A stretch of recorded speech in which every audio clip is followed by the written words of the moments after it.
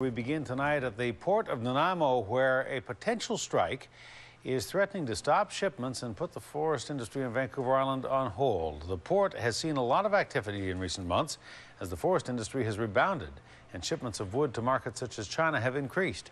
But if longshoremen walk off their jobs, the forest industry could see a slowdown and could see it immediately.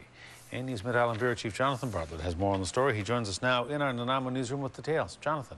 Hudson, mediated talks are taking place in Vancouver all this week, and with a strike vote already held, one would think a longshoreman strike is a real possibility.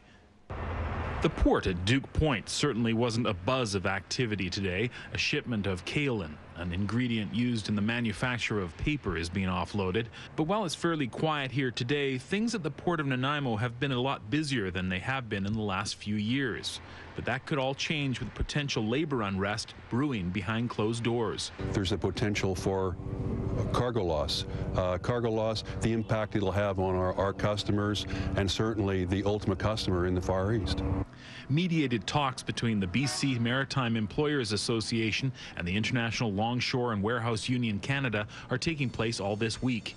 Thousands of workers have taken a strike vote, but so far they've not issued a strike notice. I took the strike vote as a precautionary move, and it's just something that's pro forma that you are required to do by Part 1 of the Canada Labour Code. But already some international shipping lines have taken their business elsewhere rather than risk having goods tied up in any labor unrest. For some of the mainland ports, it's absolutely correct that some of not only the container lines but also the bulkers are being redirected south of the border. After a few tough years, the Port of Nanaimo is actually starting to see a spike in revenue, an 18% boost in cargo volume attributed to the export of lumber. Many see it as an indication the forest industry is rebounding. Last year it was a good year. The first half of the year was challenging. The last half of the year was very good. We overall saw an 18% increase in cargo movement through the port. So it was a very positive, I guess, move in the right direction for us. So this is why certainly we're concerned about there being any labor disruption. The union insists they are not planning a strike notice at this time. I believe the parties can achieve a collective agreement. We're having so far a very successful week in bargaining this week. About 4,500 workers are involved. Their contract expired in March 2010. Bargaining will continue all week.